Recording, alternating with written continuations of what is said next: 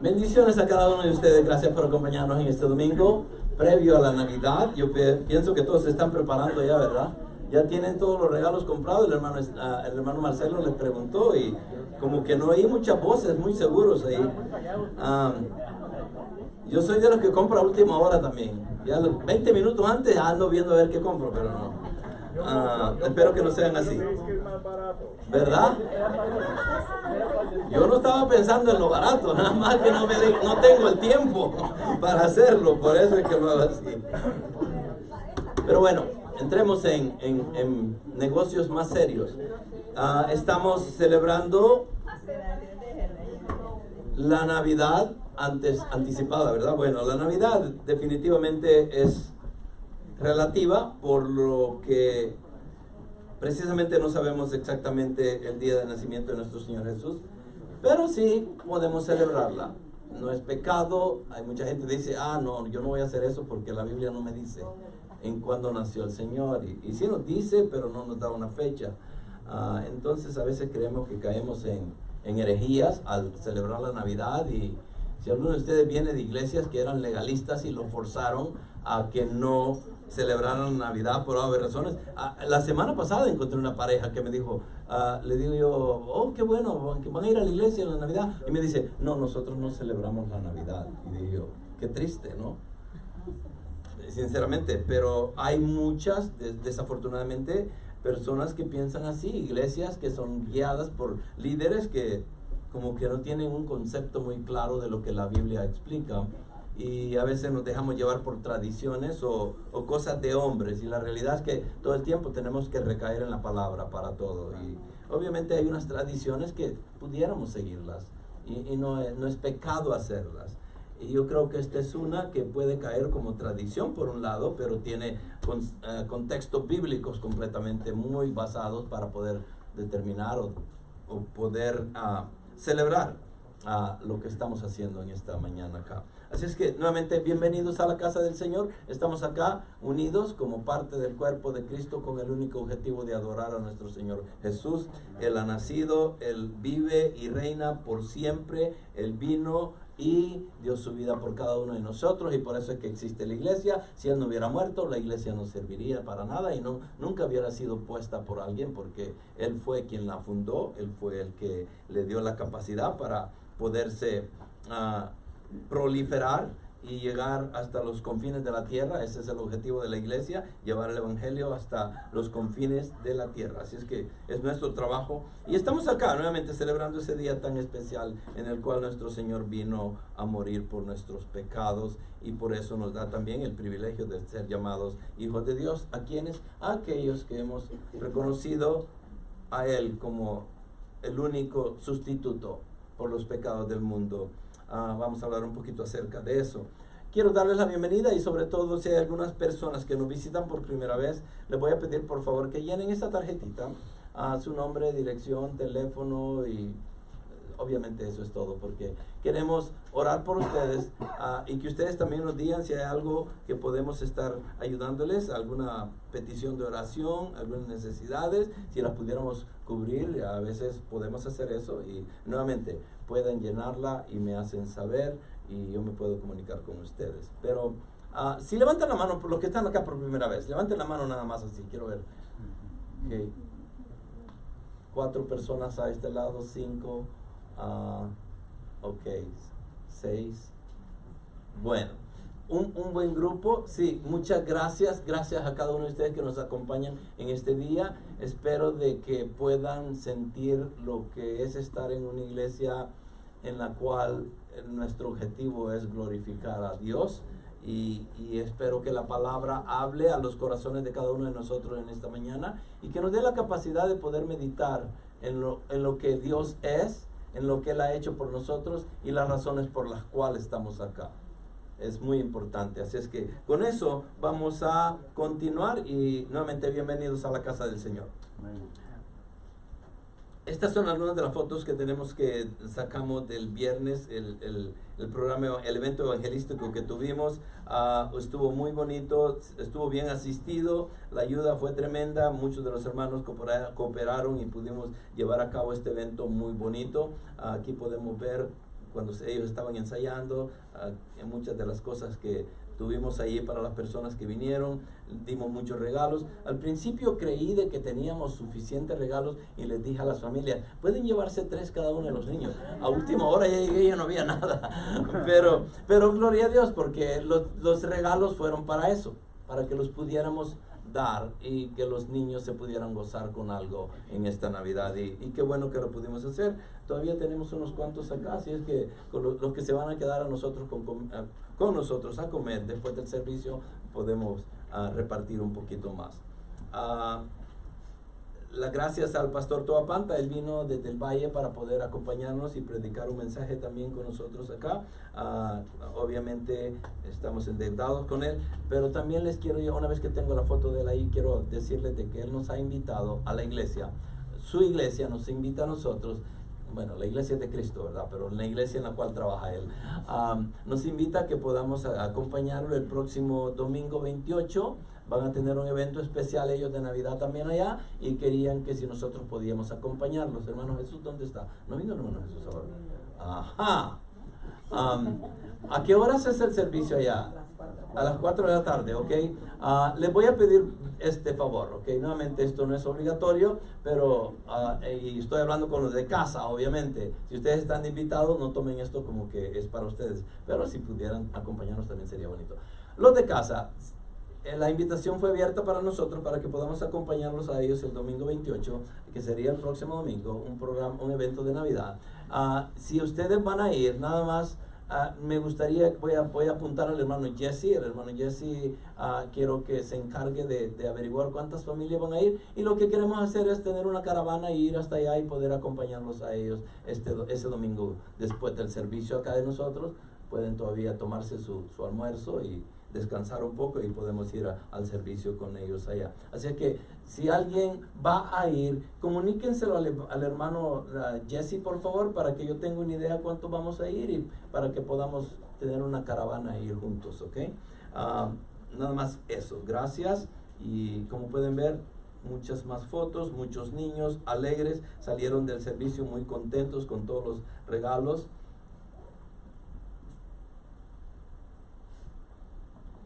Para los que evangelizan el miércoles y están siempre ahí sirviéndole a las personas que llegan, quiero que sepan de que muchas de las personas que vienen al evento de la repartición de comida los miércoles estuvieron acá con nosotros el viernes, y muy bonito que ellos nos acompañaran. Más fotos. Bueno, hasta allí. Potluck navideño para ahora, después del servicio, vamos a tener comida. Como pueden ver, las mesas están atrás. Van a continuar trayendo, me imagino, o lo están calentando, no sé. Pero la cosa es que creo que sí tenemos suficiente para todos, así es que por favor les voy a dar instrucciones al final del servicio. Así es que todos están invitados, inclusive los que nos visitan por primera vez. Quisiéramos más que todos a ustedes que se quedaran y compartieran con nosotros, o nosotros compartir con ustedes. Nos encantaría tenerlos acá para que podamos comer juntos. Servicios en inglés navideños. Nosotros ya hicimos el servicio de Navidad el 19. Los hermanos americanos van a tener 3 servicios acá el día miércoles 24 de diciembre a las 2:30, a las 4 y a las 5:30 de la tarde. 3 servicios con cantata y un mensaje navideño. Así es que todos están invitados. Puedan venir y escoger el servicio que ustedes quieran para podernos acompañar acá. Eso va a ser el día de la Navidad, miércoles 24. El miércoles 31, que sería el siguiente, vamos a tener una vigilia, solo nosotros, la iglesia hispana, lo va a hacer en el santuario principal también. Todos están invitados, aquí vamos a pasar, vamos a tener testimonios, comidita, y vamos a recibir al Señor, no a recibir al Señor, el año nuevo, perdón, acá en la iglesia con cada uno de ustedes. Bueno, lo vamos a recibir un montón de veces al Señor. Así es que para aquellos que van a asistir a la vigilia, también es muy importante. ¿Con quién nos comunicamos, Carito? Con nadie ahorita, ¿verdad? Lo vamos a ver así pendiente. Bueno, Isaías 9:6 es un versículo que creo que todos lo sabemos, porque un niño ha nacido, un hijo nos ha sido dado y la soberanía reposará sobre sus hombros y se llamará su nombre admirable, consejero, Dios poderoso, Padre eterno, príncipe de paz. Ese es el Cristo a quien nosotros seguimos. No solamente es Jesús, Cristo, pero Él es un admirable consejero, es un Dios poderoso, es un Padre eterno y es el príncipe de paz. Amen. Es importante que reconozcamos todo eso. Así es que ahí donde estamos, déjenme hacer una oración para poder continuar con el servicio. Señor, te damos las gracias en esta mañana en la cual queremos, Señor, honrarte y glorificarte a ti, Señor, por medio de las alabanzas, por medio de este servicio, de la predicación de la palabra también, Señor. Ayúdanos a que podamos entender, Señor, abrir nuestro corazón y nuestra mente para que estemos atentos a lo que tú tienes que decir a nuestros corazones. Señor, también te pido que prepares los corazones de aquellos, si hay algunas personas acá que todavía no tienen una relación directa o personal contigo, Señor, que la palabra sea la que esté obrando en sus corazones, en sus mentes, y que pueda, Señor, hacerlos entender la necesidad de conocer a un Dios verdadero, un Dios que no solamente creó todo lo que existe y nos amó al punto de que sabía de que estábamos perdidos en nuestros delitos y pecados, y por medio del sacrificio de su Hijo vino en una Navidad hace 2000 años atrás, Señor, para poder traer la salvación de vida para cada uno de nosotros que creemos en Él como Rey y Salvador de nuestras vidas. Padre, yo te pido de que estés obrando en esos corazones que tal vez no te conocen todavía, y que esta palabra que va a ser predicada y todo el servicio en sí, Señor, que tenemos acá en esta mañana, sirva para poder hacerles entender, Señor, a ellos que ese Dios verdadero quiere, por medio de su bondad, que vengamos al arrepentimiento, porque en su amor tan inmenso por nosotros, Él quiere que nadie se pierda y que todos vengamos al conocimiento de su Hijo Jesús, que murió en la cruz y dio su vida por cada uno de nosotros para podernos dar el privilegio de ser llamados hijos de Dios a todo aquel que cree en Él como el único Rey y Salvador de nuestras vidas. Él es el camino, Él es la verdad y es la vida, y nadie llega al Padre si no es por medio de Él, y esa es una verdadera oración que deberíamos de conocer cada uno de nosotros. Y Señor, gracias porque confiamos y reconocemos esa promesa que tú has dejado.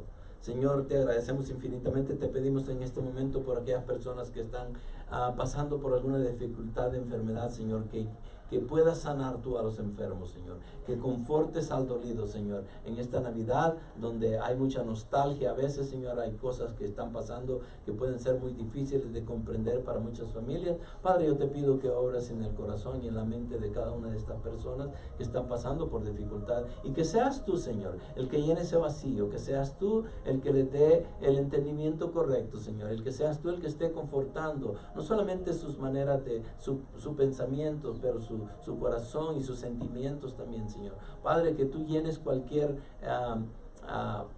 vacío que esté en el corazón del hombre, y que ese vacío a veces, Señor, se puede llenar con cosas de este mundo, pero hay un vacío específico con el cual nacemos nosotros.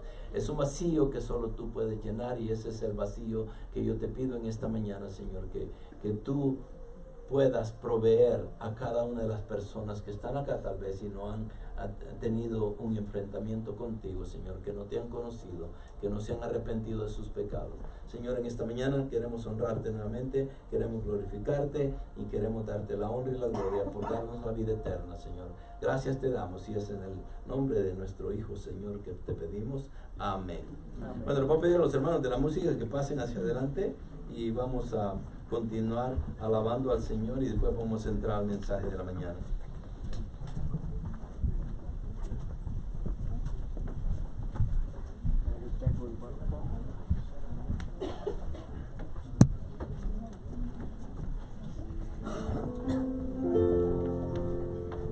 Si se pueden poner de pie, acompáñenos.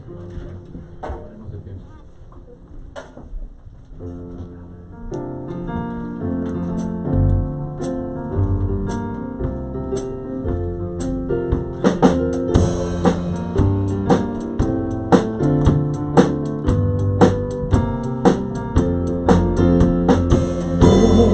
Vida las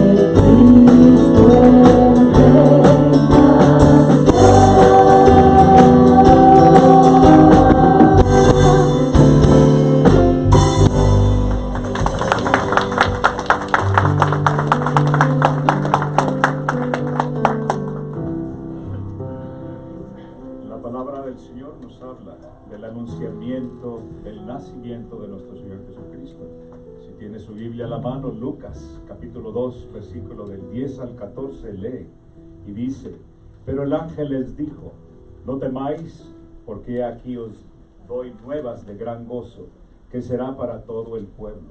Versículo 11: que os ha nacido hoy en la ciudad de David un Salvador, que es Cristo el Señor. Esto os servirá de señal: hallaréis al niño envuelto en pañales, acostado en un pesebre. Y repentinamente apareció con el ángel una multitud de las huestes celestiales que decían: gloria a Dios en las alturas, y en la tierra paz, buena voluntad para con los hombres.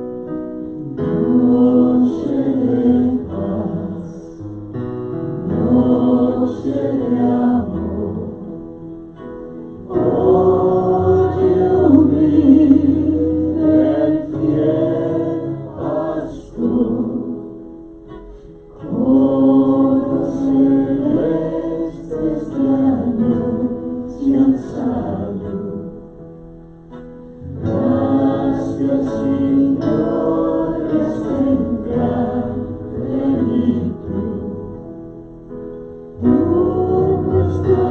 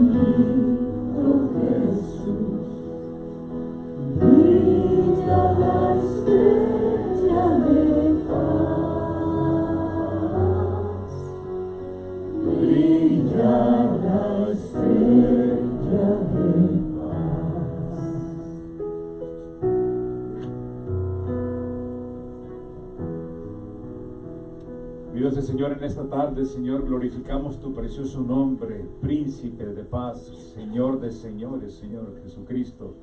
Padre, gracias por el regalo maravilloso que nos has dado a través del nacimiento. Se ha encarnado, Señor, para hacerse hombre, Señor. El mejor regalo en la vida del hombre pecador, Señor, que nos viniste, Señor, a redimir, a justificar por medio de la sangre y sacrificio de nuestro Señor Jesucristo. Gracias en este día. Agradecemos también, Señor, por la oportunidad de congregarnos, celebrar el nacimiento de tu Hijo amado, nuestro Rey Salvador, porque solamente a través de Él podemos llegar a ti, Señor. Queremos en esta mañana, Señor, pedirte que abras nuestra mente, nuestros corazones, que podamos recibir de tu palabra, Señor, con un gozo que no hay comparación en este universo, Señor. Que atesoremos, Señor, lo más valioso que es tu palabra, Señor, y que el mensaje que recibamos en esta mañana sea para guardarlo toda nuestra eternidad, pero también para aplicarlo y compartir de las buenas nuevas de ese evangelio de salvación en estas fechas tan importantes que nos reunimos con nuestros seres queridos. Queremos que también ellos vengan a tus pies. Danos inteligencia, sabiduría, palabra, Señor, y el momento oportuno para ser de agrado a sus oídos, Señor. Que tu palabra haga mella en cada una de las personas, y en esta mañana quédate con nosotros, Espíritu Santo, llevando, Señor, ese mensaje tan divino, tan hermoso, Señor, que sin Cristo no estaríamos aquí, Señor. Gracias nuevamente, te pedimos esto en el precioso nombre de nuestro Señor Jesucristo. Amén. Amén. Bueno, les voy a llamar la atención en esta mañana para que podamos poner un poco de atención al mensaje de esta mañana. Hay mucha Biblia que cubrir. Fue un mensaje que lo empecé la semana pasada y de 5 puntos solo hice uno. Entonces la idea no es terminar el segundo, sino que terminarlos todos ahora. Pero para eso voy a tener que ir un poco rápido. Así es que por favor traten de poner atención, porque lo que tengo que explicarles es bastante importante. Para empezar, la pregunta es: ¿por qué vino Jesús? Jesús es eterno y siempre ha existido, tanto en el pasado eterno como en el presente, y va a continuar siendo Jesús en un futuro eterno. Él es el Mesías que las profecías profesaban, y fue anunciado desde una temprana historia bíblica. Podemos encontrar que en el capítulo 3 de Génesis el Señor ya está poniendo las bases para que la palabra es la revelación progresiva de Dios. En pocas palabras, la palabra no fue dada y aquí está todo. Desde que se escribió el primer libro cubrió todo. No puede ser así. cada uno de los libros iba llenando un vacío que hacía falta hasta llegar desde Génesis hasta Apocalipsis y cubrir todo lo que Dios tenía que informarle al ser humano. El concepto de que la palabra es la revelación divina, Señor, y que ha venido dada progresivamente a nosotros, nos da la capacidad para poder entender que en Génesis 3, que es el tercer capítulo, de Génesis, en el principio, después de que Adán y Eva cometieron el pecado de la desobediencia, el Señor trae estas ciertas promesas, pero al mismo tiempo también castiga a aquellos involucrados en esta desobediencia, y por medio de esa desobediencia y la forma en cómo Dios viene y se dirige primeramente a Satanás, después a la mujer y después al hombre, podemos entender que el protoevangelio está allí. ¿Qué es eso? Eso es el evangelio de Cristo, que todavía no había sido definido completamente, pero Dios en su misericordia y en su providencia nos deja estos capítulos en el libro de Génesis para que nosotros podamos entender lo que va a venir. Y el Mesías ya es tocado hasta cierto punto acá. Si ustedes se van al capítulo 3 de Génesis, si no lo tienen allí, lo voy a leer nada más. Acuérdense de que Dios viene al hombre y le dice, ¿qué le dice? ¿Ya se les olvidó? Lo viene a reprender. ¿Por qué? Porque habían desobedecido. Y cuando ellos desobedecen, lo primero que hacen es alejarse de Dios y se esconden. No sé si se recuerdan. En el capítulo 3, versículo 8 en adelante, podemos entender eso. Y oyeron la voz de Jehová, Dios, que se paseaba en el huerto al aire del día, y el hombre y su mujer se escondieron de la presencia de Jehová entre los árboles del huerto. Mas Jehová Dios llamó al hombre y le dijo, ¿dónde estás tú? Versículo 11, Dios le dijo, ¿quién te enseñó que estabas desnudo? ¿Has comido del árbol de que yo te mandé que no comieses? Versículo 12, y el hombre respondió, la mujer que me diste por compañera me dio del árbol y yo comí. En el versículo 13, entonces Jehová Dios dijo a la mujer, ¿qué es lo que has hecho? Y dijo la mujer, la serpiente me engañó y comí. Y Jehová Dios dijo a la serpiente, y aquí empieza la amonestación y la maldición que vino por medio de la corrección de Dios sobre el pecado, y ya no empezó con el hombre, ya no siguió con la mujer, sino que empieza con el hombre, pero ahora empieza de regreso para la amonestación y la maldición que iba a traer, empezando con Satanás. Y le dice lo siguiente, y Jehová dijo a la serpiente en el versículo 14, por cuanto esto hiciste, maldita serás entre todas las bestias y entre todos los animales del campo, sobre tu pecho andarás y polvo comerás todos los días de tu vida. Esta es la maldición para la serpiente animal. Quiero que entendamos eso. Hay una diferencia entre la serpiente Satanás, como Lucifer caído del cielo, y que él es el que viene a perturbar nuestras vidas. Pero en este caso la maldición primeramente va para la serpiente, y le dice acá de que se va a arrastrar por todos los días de su vida. Y de ahí empieza, y una vez que termina con la serpiente animal, ahora se pasa a la serpiente Satanás. Y le dice en el versículo 15, y pondré enemistad entre ti, Satanás,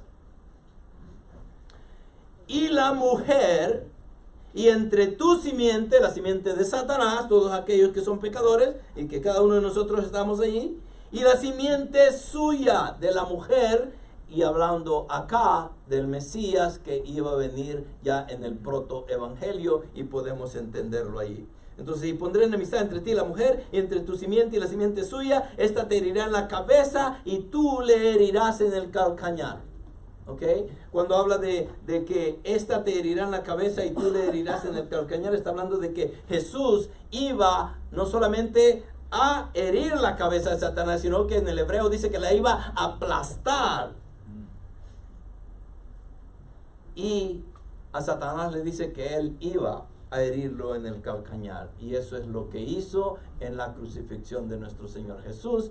Él estaba cumpliendo esa profecía que Dios había dejado, pero también lo que Satanás no entendía es que una vez que él muriera, él iba a aplastar la cabeza de Satanás y iba a terminar de una vez por todas con el pecado, aun cuando todavía existe, pero él ya lo eliminó.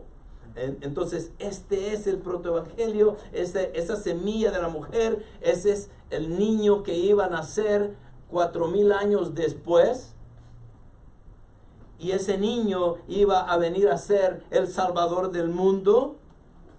Sabemos que Adán y Eva fueron restaurados y que ellos pudieron ser salvos también, y muchos de ustedes a veces se preguntan cómo y cuándo, porque a veces tenemos esa pregunta, pero están en los versículos del 19 de adelante, no lo voy a leer, vamos a terminar ahí con eso.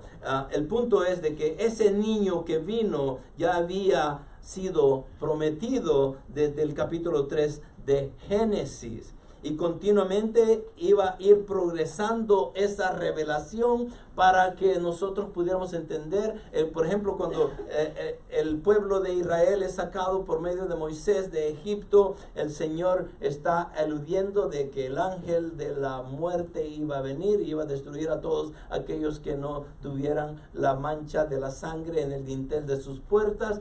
Todos los israelitas lo habían hecho ya, habían degollado un cordero para poderlo sacrificar, derramar la sangre y esa sangre ponerla en los dinteles de la puerta. Obviamente todo esto apuntaba a Jesús. Una vez que ellos son salvos de Egipto y salen al desierto, también el Señor viene y le da la ley a Moisés, que era el tabernáculo, y dentro del tabernáculo hacían sacrificios continuamente.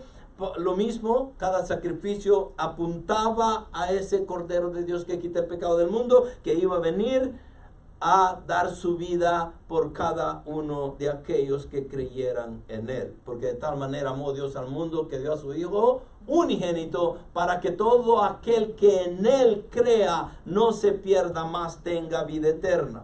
Ese es el mensaje de Dios, ese es el mensaje de la Navidad, ese es el regalo más grande que la humanidad puede tener. Dios encarnado vino a vivir una vida perfecta que nosotros no podemos vivir, pero también vino a ser el sustituto mío, porque yo merecía estar en la cruz y Él decidió tomar su propio cuerpo, tomar mis pecados y llevarlos a la cruz para que Él fuera crucificado. Ese es el mensaje de la Navidad. Pero a veces hemos visto este niño crecer, hemos crecido en mucha religiosidad, sobre todo en Latinoamérica, creyendo de que la Navidad es acerca de este niñito y que es bonito y tenerlo y gozarnos con él, reventar cohetes, comer tamales, hacer un montón de cosas, ¿no? Ir a procesiones. En el catolicismo yo hacía todo eso, andábamos por todos lados dando vueltas allí y decía yo, ¿por qué nadie me dijo que Cristo no solo vino como un niño, pero que este niño es Dios, es la segunda persona de la Trinidad, y que Él es perfecto en todo, que no hubo pecado en Él, pero que Él tomó los pecados del mundo y los llevó a la cruz para morir y ser enterrado, y al tercer día iba a ser crucificado, y ascendió 40 días después a estar a la diestra de su Padre, y de nuevo vendrá con gloria a juzgar a vivos y muertos. Eso es lo que a veces no hemos escuchado. Ese niño va a ser el juez del universo, y ha sido el juez del universo siempre. A Él es el que vamos a tener que ver una vez que muramos, porque ausencia del cuerpo, presencia con Dios, y ese Dios es Jesucristo mismo como juez, esperando darnos la sentencia de vida a cada uno de nosotros. El regalo de la Navidad es que Dios dio a su Hijo para que nosotros pudiéramos ser salvos. ¿Quiénes? Aquellos que han reconocido que son pecadores, que la sangre nos ha contaminado por medio de Adán, porque por un hombre entró el pecado al mundo, pero por un hombre, Jesucristo, también vino la salvación a nosotros, y necesitaba derramar la sangre el Cordero perfecto. No había perfección en el hombre, tenía que ser Dios mismo el que iba a tener que morir para que nosotros pudiéramos ser salvos. Amén. Esa es la Navidad. Y ahorita ya podemos comer si quieren. No, pero no, vamos a hacer. Okay. Entonces, ¿por qué vino? Porque el Hijo del Hombre no vino para ser servido, sino para servir y para dar su vida por rescate de muchos. Ya hemos leído en Isaías lo que este niño representaba. En Mateo 21 también nos dice que dará a luz un hijo y le pondrá por nombre Jesús, porque él salvará a su pueblo de sus pecados. Ese Cristo es la culminación de la revelación divina. Ese Cristo es el heredero y dueño de todo. Todas las cosas fueron hechas por Cristo. El Hijo de Dios es la perfecta revelación y manifestación exacta de su Padre. Él es la imagen del Dios invisible, de ese Dios que no podemos ver. Por eso vino Cristo, para que lo pudiéramos conocer. En Hebreos 10, a Jesucristo está hablando con el Padre y le dice lo siguiente: por lo cual al entrar en el mundo, Él iba a venir al mundo, sacrificio y ofrenda no has querido, pero un cuerpo has preparado para mí. El cuerpo de ese bebé había sido preparado para la segunda persona de la Trinidad. En holocausto y sacrificio por el pecado no te has complacido. Entonces dije, he aquí, yo he venido. Cristo, en el rollo del libro está escrito de mí, Viejo Testamento, para hacer, oh Dios, tu voluntad, habiendo dicho arriba, sacrificios y ofrendas y holocaustos y sacrificios por el pecado no has querido, ni en ellos te has complacido, los cuales se ofrecen según la ley. Entonces dijo, he aquí, yo he venido para hacer la voluntad. Él quita lo primero para establecer lo segundo. Él viene a cumplir la ley y iba a quitar y iba a establecer el nuevo pacto, que era la salvación para cada uno de nosotros por medio de su muerte. Ese es lo que Cristo hace antes de venir, hablar con el Padre, y nos da a entender a nosotros por qué tenía que venir. La multifacética revelación de Dios que lo llegó repentinamente a los antepasados en los tiempos previos al nacimiento de Cristo, era inspirada por Dios. Era una revelación progresiva que apuntaba constantemente hacia la venida del Mesías. Y cuando Jesucristo finalmente llegó, trajo la mismísima palabra de Dios, puesto que Él es la palabra de Dios. Él es el verbo. Juan lo dice muy claramente: en el principio era el verbo era con Dios y el verbo era Dios. Ese verbo es Jesús, que vino a habitar entre nosotros. Por consiguiente, Jesús trajo la palabra de Dios en toda su plenitud, riqueza y multiplicidad. Él fue la revelación final, tal como lo dice con toda precisión F. Bruce. La historia de la revelación divina es una historia de progreso hasta llegar a Cristo, pero no hay progreso más allá de Él. Entonces, ¿por qué vino Jesús? Jesús nació para morir, y en su muerte nos dejó 5 cosas que el hombre nunca podría hacer sin Él. Si Jesús no hubiera muerto, nosotros no pudiéramos entender ni hacer nada al respecto de nuestro pecado, porque no habría forma de que nosotros lo pudiéramos hacer. Entonces Jesús nace para morir, y en su muerte nos deja estas 5 cosas que el hombre nunca podría hacer sin Él. Vamos a verlas. Él llegó a ser un sustituto de nosotros, y vamos a ver también de que Él nos dio la salvación, nos santificó, conquistó la muerte por nosotros y llega a ser el sumo sacerdote por nosotros. Todo esto lo podemos encontrar en el capítulo número 2 de Hebreos, del versículo 9 al 18, y es lo que vamos a estar viendo. Vamos a repasar un poquito lo del sustituto. ¿Ok? En el versículo 9 en adelante dice: pero vemos a aquel que fue hecho un poco inferior a los ángeles, es decir, a Jesús, coronado de gloria y honor y causa del padecimiento de la muerte, para que por la gracia de Dios probara la muerte por todos. Ya lo explicamos, ya no lo voy a explicar, pero para hacer un pequeño resumen: aquel que fue hecho un poco inferior a los ángeles iba a ser hecho inferior a los ángeles por un tiempo definido y bien corto. Mientras el Señor vino a vivir la vida que nosotros vivimos. Vino en un cuerpo de hombre a hacer todo lo que nosotros somos. Y por eso dice la palabra de que Él es inferior a los ángeles. Porque los ángeles, comparados con el hombre, obviamente están a un nivel mucho mayor que nosotros. Cristo bajó de ese nivel espiritual o de Dios y no solo pasó por los ángeles, pero se vino y se humilló tanto que se hizo hombre. ¿Por qué? Porque tenía que ser así para poder entender nuestra situación y para que también nosotros pudiéramos entenderlo a Él. Sin Jesús encarnado, a nosotros se nos hubiese hecho imposible o muy difícil entender de que Dios quería salvarnos. Entonces Dios proveyó la segunda persona de la Trinidad para que viniera, se encarnara en un cuerpo humano y nosotros pudiéramos ver la perfección.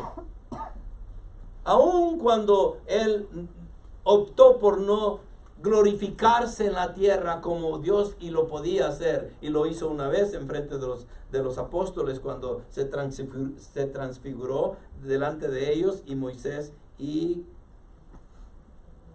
¿quién más? Y Elías se le aparecieron ahí. Entonces, vemos que Dios era Dios en la persona de Cristo, en la persona de Jesús, perdón. Y Él llega a ser ese Dios hombre y Dios divino en esa persona, y esa persona es la que iba a morir por los pecados de nosotros. Entonces, lo hizo poco inferior a los ángeles por cierto tiempo. Jesús coronado de gloria y honor a causa del padecimiento de la muerte. Ok, miren lo que dice. Dios lo coronó de gloria y honor. ¿Por medio de qué? Del padecimiento de la muerte. Para que por la gracia de Dios probara la muerte por todos. Imagínense, la gracia de Dios es tan grande que dice, oh, le voy a dar de mi gracia a mi hijo para que vaya a morir, para que ustedes puedan ser salvos. Ese es el mayor regalo que nosotros podemos recibir de Cristo. Entonces, para que por la gracia de Dios probara la muerte por todos. ¿Okay? Pero por un poco de tiempo, versículo 9, capítulo 2, Él se volvió menor que los ángeles, creador de los ángeles, la cabeza de los ángeles, el Señor de los ejércitos, aquel quien antes de su coronación había sido adorado por ángeles, por un poco de tiempo se volvió un poco menor que los ángeles por nuestra causa. Hombres pecadores, rebeldes, viles, impíos, que no querían a Dios y no conocían a Dios, y por nuestra causa Cristo se volvió un poco menor que los ángeles. Hebreos 1, 5, 6 dice, porque ¿a cuál de los ángeles dijo Dios jamás, hijo mío eres tú, yo te he engendrado hoy, y otra vez yo seré padre para él, y él será hijo para mí? A nadie, solo a su hijo primogénito. Y de nuevo, cuando trae al primogénito al mundo, dice, y adórenlo todos los ángeles de Dios. Entonces, ¿era menor que los ángeles? Nunca. Nada más por un cierto tiempo dejó ese privilegio para poder llevar a cabo ese sacrificio que representaba la salvación para cada uno de nosotros. Déjenme adelantarme. ¿Okay? Entonces, en ese título de la sustitución podemos decir lo siguiente: es superior en su persona como hijo. Jesucristo es superior a los ángeles porque solo a Él se da el apelativo de hijo. Cristo se humilló haciéndose hombre, por lo tanto puede entender nuestros problemas. ¿Ok?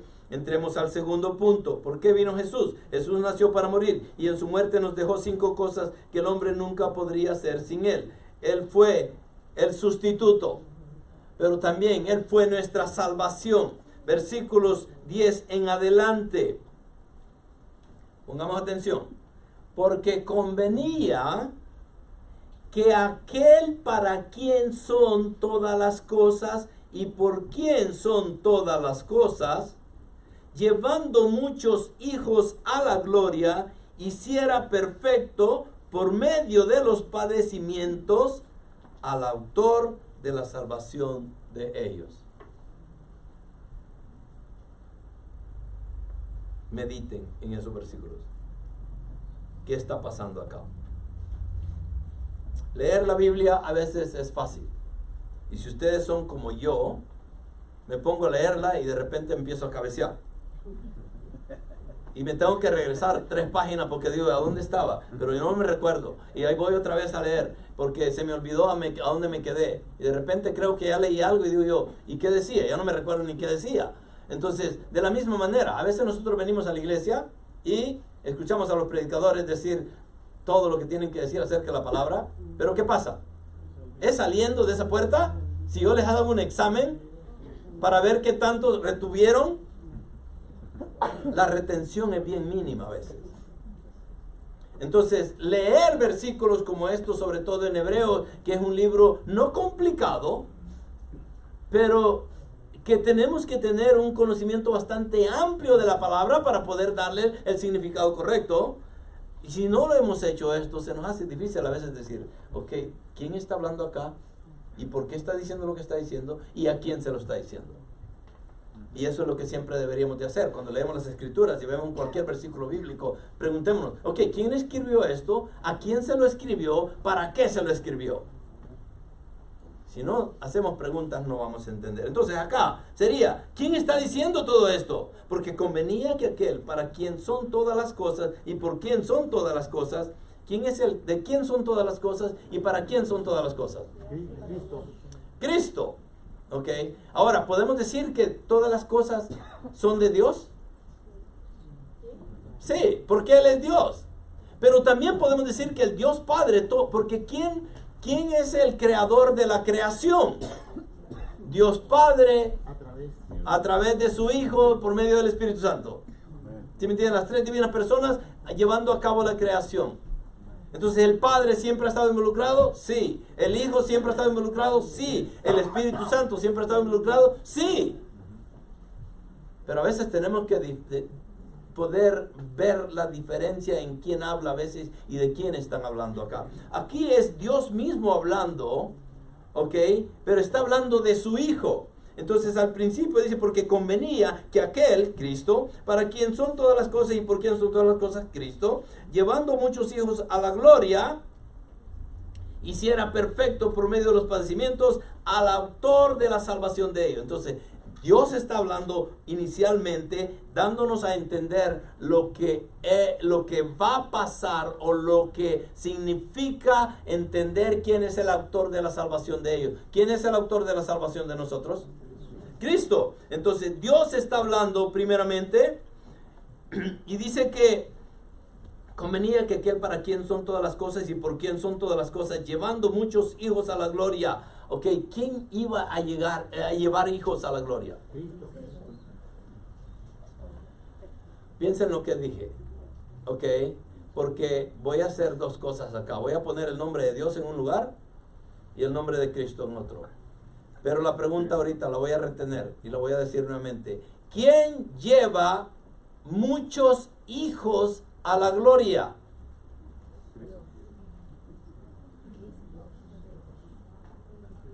Ya los dejen que pensar, ¿verdad?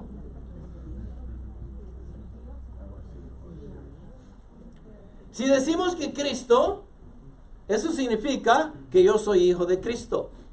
¿Y yo soy hijo de Cristo? ¿Qué soy de Cristo? Hermano. Amén, gloria a Dios, qué bueno. Entonces, agarremos la teología correcta, ok. ¿Quién lleva hijos a la gloria? El Padre. El Padre, gloria a Dios, qué bueno, ya están conmigo, qué bueno, ahora sí. Ok, entonces, Dios es el que lleva hijos a la gloria. Porque Dios tiene hijos, Cristo no tiene hijos. ¿Cristo tiene qué? Hermanos. ¿Qué somos nosotros? Hermanos en Cristo. Ok, qué bueno, ya me siguieron, ya me entendieron, ¿verdad? Entonces estamos viendo de que llevando muchos hijos a la gloria, hiciera perfecto, nuevamente estoy hablando de Dios, hiciera perfecto por medio de los padecimientos. ¿Quién está haciendo perfecto a quién? Dios Padre a su Hijo, ¿por medio de qué? Del padecimiento. ¿Lo va a hacer qué? Perfecto. Ahora, ¿significa de que Jesucristo no era perfecto? ¿O que nunca ha sido perfecto? Él es perfecto. Él nunca ha dejado de ser perfecto. Pero lo que está queriendo decir acá es que ese padecimiento que Él iba a sufrir, lo iba a llevar a ser el autor de la salvación de nosotros. y es como una forma de poder decir, esto complementa lo que es la divinidad de Dios, de Cristo, perdón, poder terminar un plan salvífico por medio de su muerte. Nadie lo podía hacer más que la segunda persona de la Trinidad. Por eso Dios Padre está diciendo, llevando muchos hijos a la gloria, yo hice que por medio de los padecimientos al autor de la salvación de ellos. ¿Quién es el autor de la salvación de ellos? Jesucristo. Entonces Dios Padre en todo lo verde está siendo Él el que habla. Cristo es el autor de la salvación de ellos. ¿Quiénes son ellos? Nosotros. O esos hijos de los cuales el Padre estaba hablando. ¿Sí me entienden? Porque ¿quién llama a nosotros para venir a la salvación? El Padre. ¿Se recuerdan en la oración de San Juan 17? ¿Quién está orándole a quién? El Hijo le habla al Padre y el Padre le dice, todos los que me has dado son tuyos. Y ninguno de ellos se va a perder. El único que se va a perder es el Hijo de la perdición. ¿Ok? Pero Él le da todos a su Hijo. Y su Hijo es el que salva, pero sin que si el Dios Padre no nos llama y no nos lo da a su Hijo, ninguno de nosotros podemos ser salvos. ¿Sí me van siguiendo? Ok, o ya los perdí. No, ok, qué bueno. Entonces, Dios Padre está obrando, está diciendo de que el autor de la salvación de ellos, de los hijos del Padre, es Cristo mismo. Entonces, Jesús es el capitán, el jefe, el mayor que existe. Él es el capitán de nuestra salvación. Él es el que nos salva, ¿ok? La palabra autor es la palabra arquegos, ¿ok? En el griego. La palabra autor aquí se trató de traducir capitán. Es la palabra arquegos. La palabra arquegos significa pionero, significa líder, significa autor, significa el que abre la brecha. Arquegos se traduce de manera accidental en Hebreos 12:1. Puesto los ojos en Jesús, el autor, usted se sabe, de nuestra fe. Ese es arquegos, significa cualquier persona que comienza algo y otros lo siguen. ¿Jesús empezó algo? ¿Qué empezó? La iglesia. ¿Y quiénes lo siguen? Nosotros. Podría ser alguien que funda una ciudad en la que otros vienen a vivir. Podría ser alguien que abre una brecha que otros siguen. Cualquier persona que comienza algo y guía es un arquegos. La palabra arquegos se escribe así en el griego y es causa, primera, autor, fundador, jefe. Todo esto son significativos de lo que significa la palabra arquegos. Entonces, Jesús no solamente viene a ser el autor de la salvación, pero en el proceso de ser el autor de la salvación, tuvo que aprender obediencia, dice la palabra.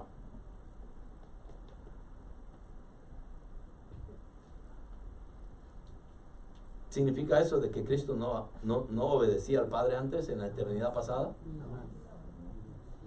No significa eso. Dios siempre ha sido obediente al Padre.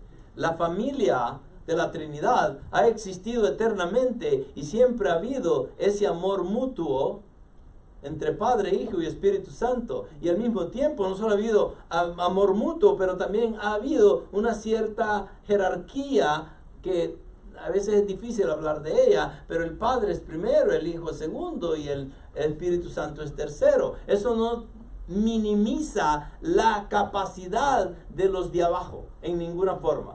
Porque ¿quién forma a Dios? Tres divinas personas: Padre, Hijo y Espíritu Santo. Entonces tienen el mismo valor. Pero en la economía de Dios, el Padre ha hecho de que el Hijo esté sumiso a Él, tanto como el Espíritu estén sumisos a Él. Por ejemplo, el Hijo siempre está sumiso al Padre y Él va a querer hacer su voluntad todo el tiempo. Y el Espíritu obra para que nosotros... ¿Quién nos santifica a nosotros? ¿Quién? El Espíritu Santo por medio de la palabra. Amén. Pero, ¿para qué sirve esa santificación? Para llevarnos al Hijo. para que el Hijo se glorifique. Y el Hijo, ¿qué hace? Nos agarra a nosotros y nos lleva al Padre, para que el Padre se glorifique. Ese es el trabajo de la Trinidad. ¿Lo podemos entender completamente? No, estoy acá para poderlo explicar sin que no haya ninguna duda. En ninguna forma, no estoy tratando de decir eso y nunca lo voy a poder hacer. Pero más o menos así funciona. Okay, en Hebreos 5, 8, 9 dice, y aunque era hijo, Cristo aprendió obediencia, por lo que padeció, y habiendo sido hecho perfecto, vino a ser fuente de eterna salvación para todos los que le obedecen. ¿Qué dice acá? Para todos. Ok, pero aprendió obediencia, ¿sí o no? Por lo que padeció, y habiendo sido hecho perfecto, vino a ser fuente de eterna salvación. Ahora, teológicamente ustedes dirían, pero si Cristo siempre ha estado en obediencia hacia el Padre, ¿cómo es que aprendió obediencia? Bueno, acuérdense quién es Cristo. Jesús, el ser humano que murió en la cruz, y el Dios eterno que ha vivido por toda una eternidad. Dios es hombre y Jesús es hombre y Jesús es Dios. Entonces, ¿quién aprendió obediencia entonces? ¿Jesucristo Dios o Jesucristo el hombre? El hombre tenía que aprender obediencia. Jesucristo Dios no. Él ya era obediente en perfección completa. Entonces, y aunque era hijo, aprendió obediencia por lo que padeció, y así, habiendo sido hecho perfecto, ¿quién? Jesús hombre. Vino a ser fuente de eterna salvación para todos los que le obedecen. Hechos de los Apóstoles 4:12 dice que en ningún otro hay salvación, porque no hay otro nombre bajo el cielo dado a los hombres en el cual podamos ser salvos. Juan 14:6 dice, yo soy el camino, la verdad y la vida, y nadie viene al Padre sino por mí. Colosenses 1, 16, 17 dice, porque en Él, Cristo, fueron creados todas las cosas, tanto en los cielos como en la tierra, visibles e invisibles, ya sean tronos o dominios, o poderes o autoridades. Todo ha sido creado por medio de Él y para Él. ¿Quién es Él? Cristo. Simón Kistemaker dice que el resplandor de Jesús proviene del Padre. Aunque Él sea en sí mismo la luz, el Hijo hace que el resplandor del Padre brille. Es eso lo que Juan escribe en el prólogo a su evangelio. Vimos su gloria, gloria como del único que vino del Padre, lleno de gracia y verdad, en el capítulo 1, versículo 4 de Juan. El resplandor del Hijo es, por consiguiente, una extensión de la gloria de Dios. Okay.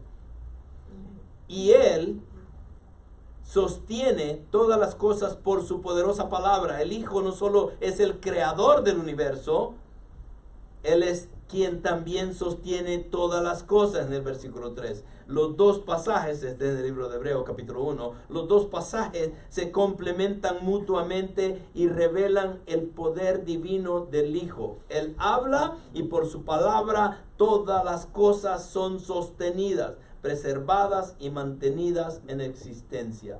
¿Quién mantiene el universo tal como está? ¿Y de quién estamos hablando? De Jesucristo. ¿Y cómo lo hace? Con el poder de su palabra. ¿Qué tan poderoso es Cristo? Ahí se los dejo. Indescribible. Definitivamente. Ese es nuestro Salvador. A Él le debemos todo. Y ese es el mejor regalo que ustedes pueden tener en la Navidad. Que ustedes crean en su Hijo, porque Él es el único camino, verdad y vida para cada uno de nosotros. Bueno, entonces, ¿por qué vino Jesús? Jesús nació para morir y en su muerte nos dejó 5 cosas que el hombre nunca podría ser sin Él.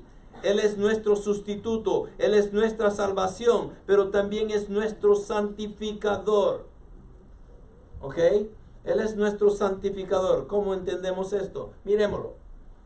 Hebreos 2, del 11 al 13. Miren lo que dice.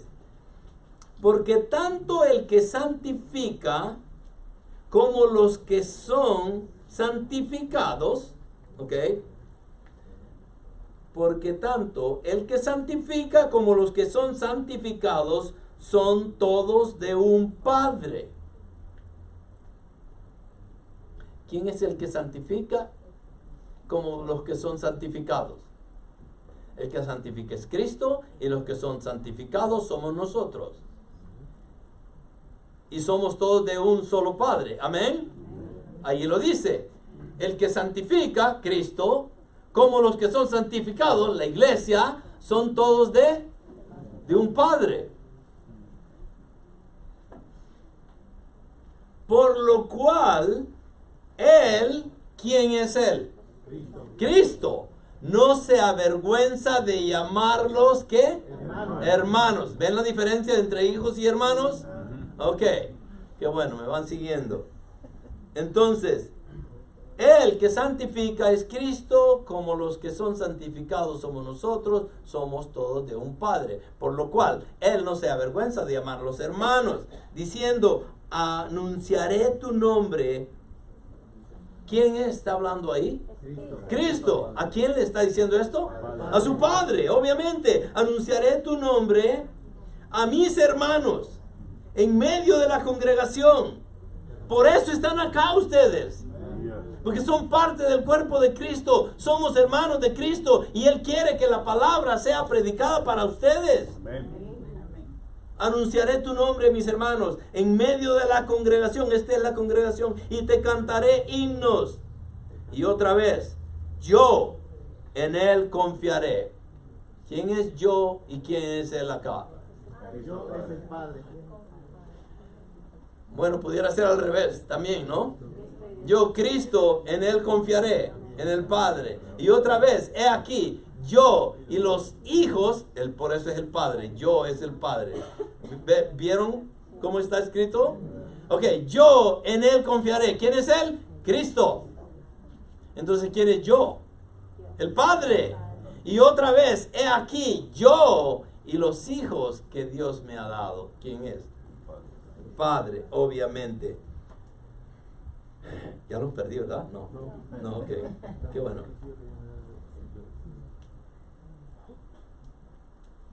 Alguien otra vez me dijo, fui a tu iglesia y me pareció que era una charla educativa, me dijeron. Y dije yo, ¿y eso es bueno o eso es malo? Depende cómo lo digan, ¿me entienden? Porque a veces dice uno, ok.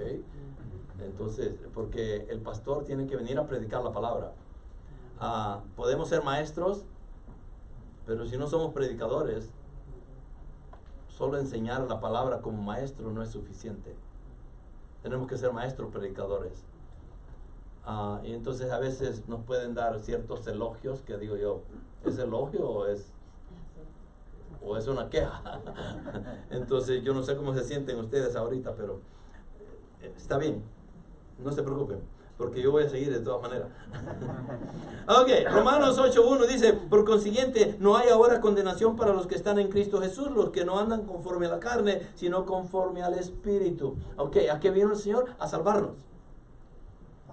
Ok, Hebreos 10:10, por esta voluntad hemos sido santificados mediante la ofrenda del cuerpo de Jesucristo una vez para siempre. Nuevamente, estamos hablando de la santificación, que el único que nos puede santificar es Cristo, y ya lo vimos en los versículos anteriores. En Hebreos 10:10 nos da muy claramente esta respuesta acá. Por esta voluntad, la voluntad del Padre, hemos sido santificados por medio del Hijo, mediante la ofrenda del cuerpo, obviamente el Hijo nuevamente, entonces del cuerpo de Jesucristo una vez para siempre. Ok, pregunta. Y la pregunta sería esta, voy a leerlo otra vez. Por esta voluntad, la voluntad del Padre, hemos sido santificados, ¿quiénes? Todos los que han sido salvos o hechos hijos de Dios, santificados mediante, ¿qué?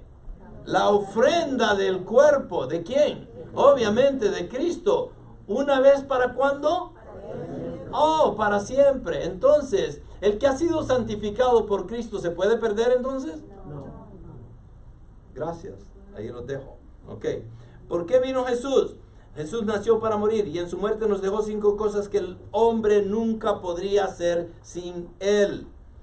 Él es nuestro sustituto, Él es nuestra salvación, Él es nuestro santificador, pero también Él es el que conquistó la muerte. versículo 14 en adelante. Así que, por cuanto los hijos participan de carne y sangre, Él, ¿quién es Él? Cristo. Igualmente participó también de lo mismo. ¿Quién vino encarnado en un cuerpo humano? Cristo. ¿Quiénes son los hijos? Nosotros. ¿Qué somos nosotros? Carne y hueso. ¿Qué se hizo Él para poder ser igual a nosotros? Se hizo carne y hueso. Él vino en el cuerpo de ese niño que creció a ser una persona madura y adulta y aprendió obediencia, ya lo leímos. ¿Ok? ¿Para qué? Para hacer la voluntad del Padre.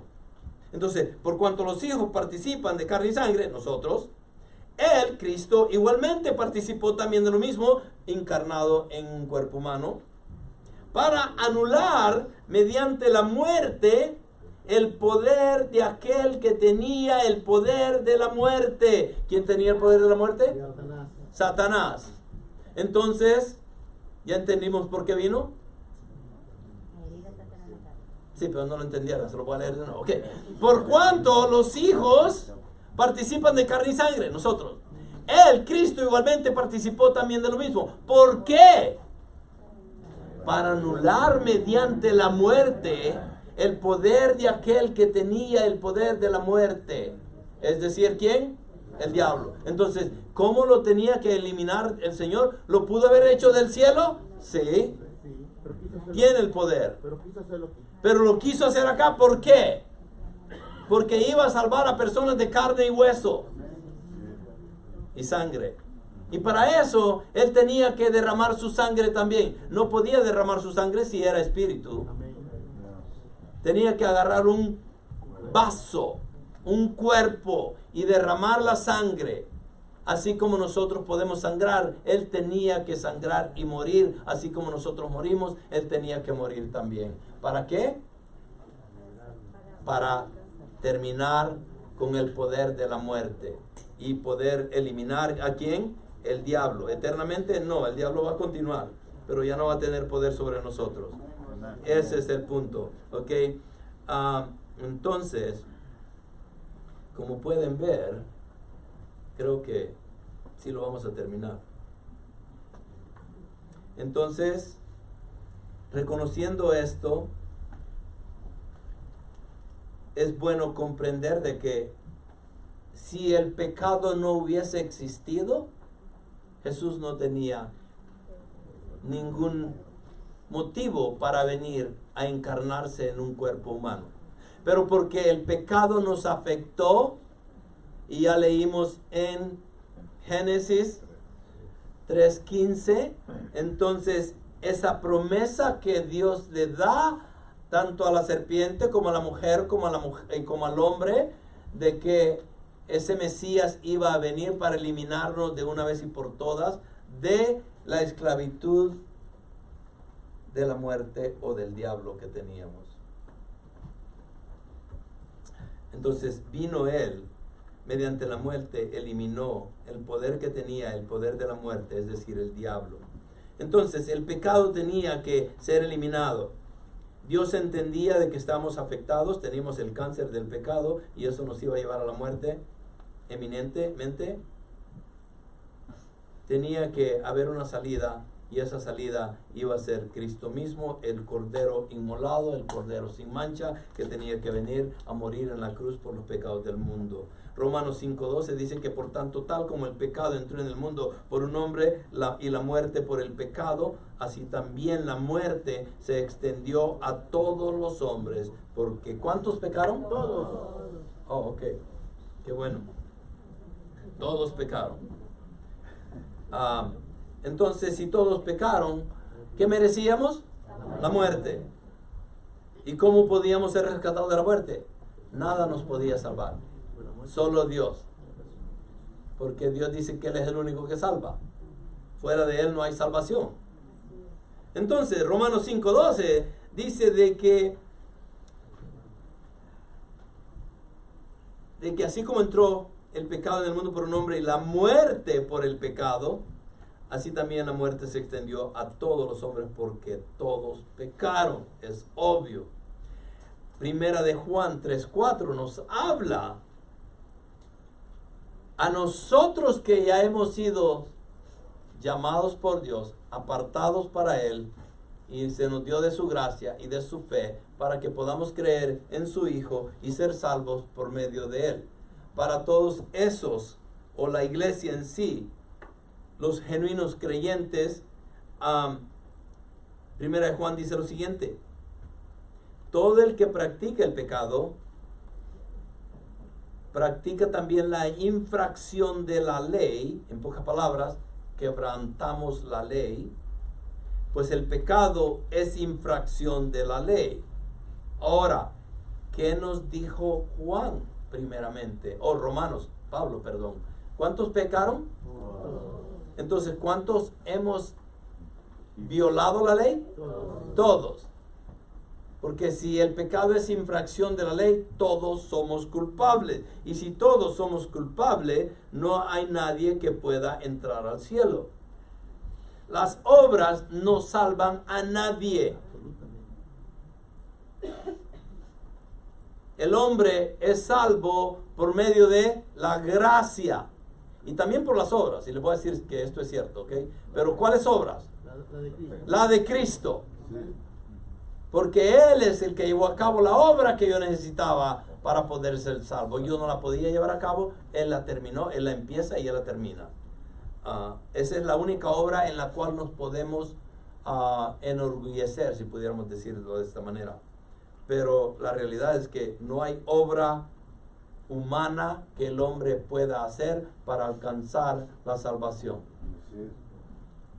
Aun cuando ya son salvos. Y ahora sí, una vez que ya son salvos, ahora tenemos que hacer obras, las obras que Él dejó desde antes de la fundación del mundo, para que nosotros las hiciéramos y se fuéramos perfectos en ellas. Pero inclusive esas obras, no todos las podemos hacer. Y no las vamos a hacer todas. ¿Por qué? Porque Dios tiene un plan diferente para cada uno de nosotros. El tiempo mío no es el tiempo de ustedes. Estuvimos orando acá por George Vilio, una persona que entregada al Señor todo el tiempo. Yo no sé si lo vieron caminar una vez. Él es griego y caminaba así ya, bien débil y todo, pero amoroso. Y el punto es este: nuestros días solo Dios los conoce. Ninguno de nosotros puede pretender saber cuándo nos va a tocar a nosotros, porque es una mentira, no podemos. Primera Pedro 3:18, porque también Cristo murió por los pecados una sola vez, el justo por los injustos, para llevarnos a Dios, muerto en la carne, pero vivificado en el Espíritu. Ese es Cristo. Ok. Entonces, ¿de qué estamos hablando? De que Dios derrotó a Satanás, eliminó la muerte, por lo menos en nosotros que creemos. Ahora, la autoridad que Satanás tiene sobre los hombres es la muerte. Satanás sabe que la paga del pecado es muerte. Y si él puede mantener a un hombre viviendo en pecado hasta que él muera, lo tiene para siempre. Y el gran poder de Satanás es la muerte. Y alguien tenía que destruir ese poder. Alguien tenía que despedazar la muerte. ¿Se recuerdan en la profecía? En el capítulo 3 versículo 15 de Génesis, donde dice que la simiente de la mujer iba a aplastar la cabeza de Satanás. Entonces alguien tiene que despedazar la muerte. Satanás sabía que si él podía aferrarse, y todavía sabe que si él puede aferrarse a los hombres hasta que mueran, Dios no puede salvarlos, porque Dios diseñó que la salvación fuera durante la vida de un hombre, no después. Ok, pausa. Si hay alguna persona acá y que ha venido invitada o tal vez vino porque en realidad le nació venir y obviamente esa es obra de Dios, no de nosotros ni de nadie. Cuando nosotros venimos a una iglesia es porque Dios nos trae, no porque yo quise venir. Yo no me levanto una mañana y digo, yo voy a ir a la iglesia ahora. Raramente lo hacemos. La mayoría de ustedes son como yo.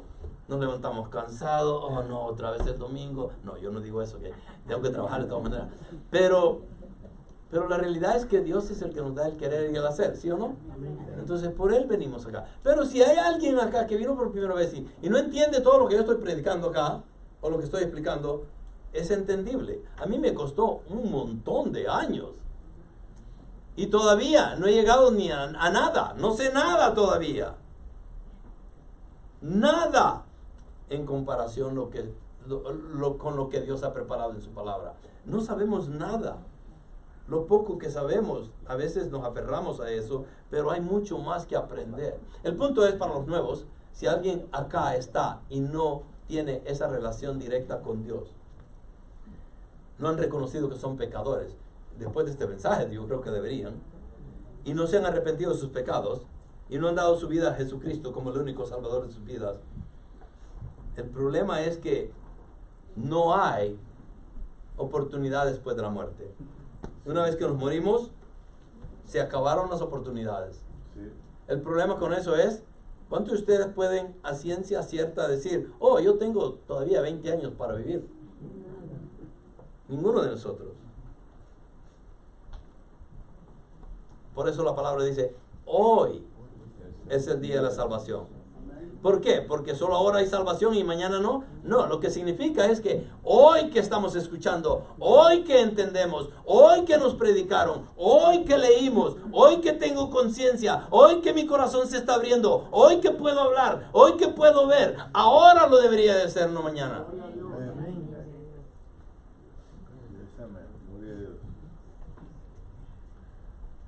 Pero a veces omitimos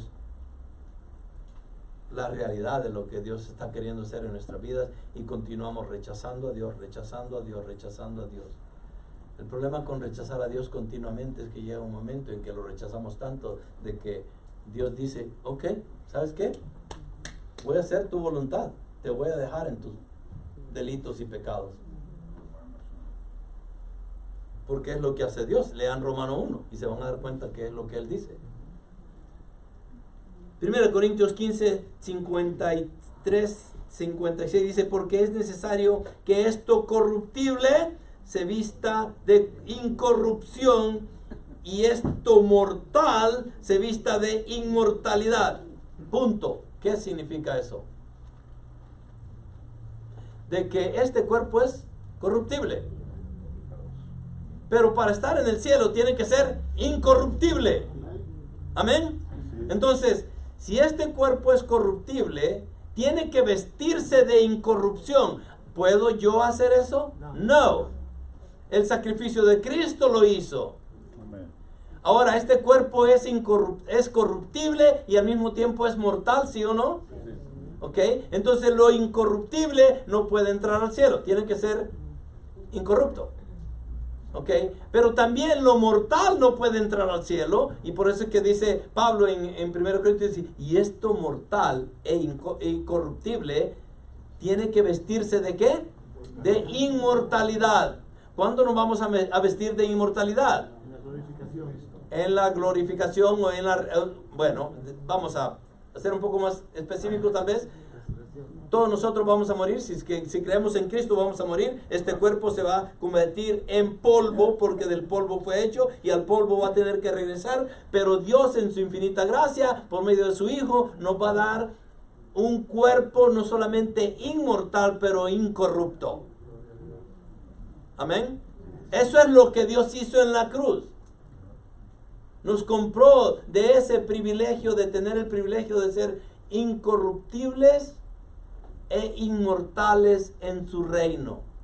Por eso en el arrebatamiento los que estén en vida van a ser transformados y se les va a dar un cuerpo nuevo, inmortal. A los que estaban muertos van a salir primero y ellos son los primeros que van a ser transformados a un cuerpo nuevo, inmortal. ¿Por qué inmortal? Porque van a vivir en una eternidad y ese cuerpo no se debería de desgastar como se desgasta el ser humano acá en la vida. Entonces, pero cuando esto corruptible se haya vestido de incorrupción y esto mortal se haya vestido de inmortalidad, entonces se cumplirá la palabra que está escrita: devorada ha sido la muerte en victoria. ¿Quién venció la muerte? Cristo. ¿Dónde está, oh muerte, tu victoria? ¿Dónde, oh sepulcro, tu aguijón? El aguijón de la muerte es el pecado y el poder del pecado es la ley. No voy a explicar todo eso ahorita porque ya voy tarde. Ok, vamos. Entonces, ¿por qué vino Jesús? Jesús nació para morir y en su muerte nos dejó 5 cosas que el hombre nunca podría ser sin él. El hombre no puede sustituirse a sí mismo y ser salvo. El hombre no se puede salvar a sí mismo. El hombre no se puede santificar a sí mismo. El hombre no puede conquistar la muerte a sí mismo. Ninguna de estas cosas las puede hacer. ¿Quién las lleva a cabo? Cristo en nuestra vida.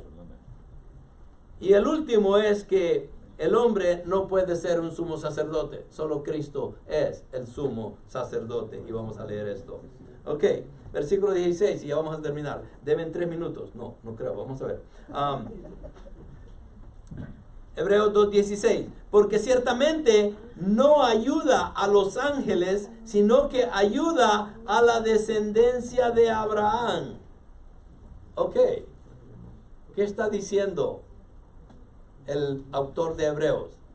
Porque ciertamente Cristo no vino para salvar a los ángeles, no vino para rescatar a los ángeles ya son salvos. Y los ángeles no pecan como nosotros. ¿Ok?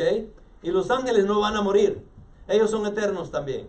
Y están en una posición en la cual, primeramente, son inmortales, son mucho más poderosos que nosotros, no pueden morir, tampoco pueden pecar. Están en una posición en la cual ya no pueden pecar. Ellos son perfectos. Entonces, Dios no vino por los ángeles, ¿vino por quiénes? Por cada uno de nosotros. Sino que dice, ayuda a la descendencia de Abraham. ¿Quiénes son los de la descendencia de Abraham? Cada uno de nosotros. Aun cuando fuimos injertados y adoptados, somos de la descendencia de Abraham. Por fe. ¿Por qué? Porque así como Abraham puso la fe en Jesucristo 2000 años después, aunque no lo conocía ni sabía cuándo iba a venir, pero él creyó en esa promesa y creyó en Cristo como el Mesías que iba a venir, aunque nunca lo vio. De la misma manera, nosotros 2000 años después de Cristo, estamos viendo hacia atrás. 2000 años antes de Cristo, Abraham creyó en Cristo. 2000 años después de Cristo, nosotros creemos en Cristo por fe. Tanto el pasado como el futuro creen en Cristo por fe. ¿Para qué? Para ser salvos. Es la fe la que nos salva. Y es por la gracia divina de Dios que podemos llegar a ella. Porque ciertamente no ayuda a los ángeles, sino que ayuda a la descendencia de Abraham. Hebreos 2:17. Por tanto, tenía que ser hecho semejante a sus hermanos. ¿Quién tenía que ser hecho semejante a sus hermanos? Cristo. ¿En qué? En todo, dice. O sea, porque a veces pensamos, oh, Cristo lo hizo Dios, entonces ha de ser diferente a nosotros, o ha de haber sido un súper o humano. No, Él fue en todo igual a nosotros. Ese era el propósito, porque si no fuera en todo igual a nosotros, no podía morir por nosotros. Tenía que ser como nosotros para morir por nosotros. Por tanto, tenía que ser hecho semejante a sus hermanos en todo, a fin de que llegara a ser un misericordioso y fiel sumo sacerdote. ¿Qué hacían los sacerdotes en el tiempo del pueblo hebreo en el desierto? Sacrificios, sacrificios, sacrificios. Y el sacerdote tenía que pedir por sus pecados antes de entrar y poder rociar el lugar santísimo con la sangre de los sacrificios para que Dios pudiera perdonar no solamente a él, pero también perdonar a todo el pueblo de Israel. Entonces, pero él, ¿quién? Cristo llega a ser el sumo sacerdote. Ese sumo sacerdote que no tenía que pedir perdón por sí mismo, porque Él es perfecto. pero llega a ser el sumo sacerdote para poder ser mediador de nosotros. Entonces, tenía que ser hecho semejante a sus hermanos en todo, a fin de que llegara a ser un misericordioso y fiel sumo sacerdote en las cosas que a Dios atañen, para hacer propiciación por los pecados del pueblo. El sacerdote era exactamente lo que hacía en el Viejo Testamento. Entraba al lugar santísimo amarrado de una cuerda, con una falda, con campanitas, y ofrecía sacrificio a Dios por todo el pueblo de Israel. Si las campanitas seguían sonando, es que el Señor había aceptado la petición y era salvo, y podía salir del lugar santísimo. Pero si entraba y sus campanitas dejaban de sonar, es que Dios había matado al sacerdote y no perdonaba a nadie por todo ese año, y lo sacaban, nada más. Dios viene a ser ese fiel sacerdote, ese sumo sacerdote, y Él no necesita pedir perdón por Él mismo, porque Él es perfecto, pero Él es nuestro sumo sacerdote, que vino a hacer propiciación por los pecados del pueblo, que somos nosotros, la iglesia. ¿Ok? Versículo 18. Pues por cuanto Él mismo fue tentado en el sufrimiento. ¿Fue tentado el Señor en el sufrimiento? Ya. ¿Cuándo sufrió? ¿Cuál fue el momento más doloroso para Cristo? En el monte de Getsemaní, cuando empezó a orar y sudó gotas de sangre. ¿Por qué? Inclusive le pide al Padre: Padre, si es posible, pasar esta copa. Ese fue el momento más doloroso para Cristo. La cruz, Él ya sabía que venía a morir. Pero en ese momento Él llora y Él le pide al Padre y le dice: haz que pase esta copa. ¿Quién estaba hablando ahí? ¿Cristo hombre o Cristo Dios? Cristo hombre. Porque Cristo hijo ya sabía lo que iba. sea. Entonces Él mismo fue tentado en el sufrimiento, es poderoso para socorrer a los que son tentados. Entonces, ¿fue tentado Cristo? Mucho más que nosotros. Es lo que dice la palabra, mucho más que nosotros. Y a veces no lo entendemos porque decimos: ¿cómo puede ser que mucho más que nosotros? Y entonces eso significa de que Él pudo haber pecado, porque yo a medio me ponen una tentación ahí y ya estoy, ¿me entienden? Pero no, él fue sufrido y pudo llevar a cabo todo lo que necesitaba hacer. Hebreos 4, 14, 16. Teniendo pues un gran sumo sacerdote que trascendió los cielos, porque bajó de los cielos a la tierra, Jesús, el Hijo de Dios, retengamos nuestra fe, porque no tenemos un sumo sacerdote que no pueda compadecerse de nuestras flaquezas, sino que uno que ha sido tentado en todo como nosotros, pero sin pecado. Por tanto, acerquémonos con confianza al trono de la gracia para que recibamos, ¿qué? Misericordia y hallemos gracia para la ayuda oportuna.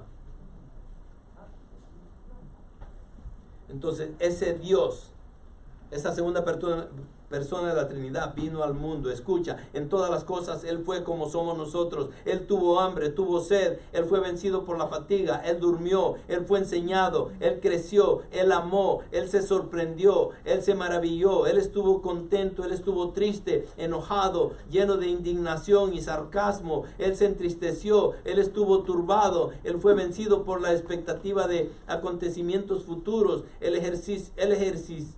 ejercitó fe, Él leyó las escrituras, Él oró toda la noche, Él suspiró cuando Él vio un hombre que no podía hablar, lágrimas cayeron de sus ojos cuando su corazón tuvo dolor internamente. Él fue como sus hermanos en todas las cosas excepto por el pecado y la enfermedad, y entonces Él fue un sumo sacerdote perfecto.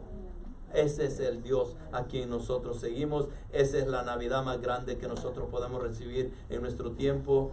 Y lo voy a dejar con esto. Jesucristo es nuestro sacerdote y también la víctima del sacrificio ofrecido por nuestra redención. No hay otro mediador entre Dios y los hombres más que la persona de Jesucristo. Vamos a orar. Padre, gracias por este mensaje. Gracias por el tiempo que nos ha dado y que pudimos salir adelante. Padre, gracias por cada uno de mis hermanos que están acá presentes, que pudieron escuchar tu palabra. También te doy las gracias por aquellos que están acá, que si son hermanos, gloria a Dios, Señor, a eso. Si no son hermanos, Señor, que hayan podido meditar en lo que tú tuviste que enseñarnos en esta mañana, y que al mismo tiempo, Señor, puedan tomar un tiempo para decidir buscar de ti y entregar su vida a ti, Señor. Padre, obra en sus corazones, en sus mentes, y dales la capacidad por medio del Espíritu Santo, por medio de tu palabra, para que puedan tomar una decisión como el mejor regalo en toda su vida, Señor. En esta Navidad, que ellos puedan abrazar la verdad de que Cristo vino al mundo a morir por los pecadores, y eso somos cada uno de nosotros, pero tú les puedes dar vida eterna en su nombre. Gracias, Señor, y es en el nombre de Cristo Jesús que oramos. Amén. Amén.